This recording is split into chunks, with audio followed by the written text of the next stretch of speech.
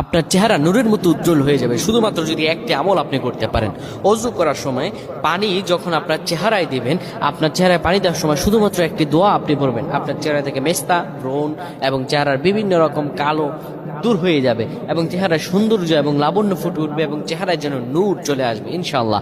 অনেকে দেখা যায় সুন্দর কিন্তু দেখতে ভালো লাগে না, কিন্তু অনেকে কালো কিন্তু তারা দেখতেও ভালো লাগে। এটি হচ্ছে আল্লাহ তাআলার পক্ষ থেকে একটি রহম। চেহারা সৌন্দর্য বৃদ্ধি পাওয়া আল্লাহ তাআলা দোয়া কবুল করার মাধ্যম, চেহারা সৌন্দর্য বৃদ্ধি পাওয়া গুনাহ মাফ হয়েছে এটার মাধ্যম।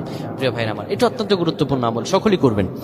যখন আপনি অজু করবেন, অজু করার সময় পানিটা যখন চেহারায় দিবেন, ওই পানির মধ্যে 3 বার পরে ফু দিবেন।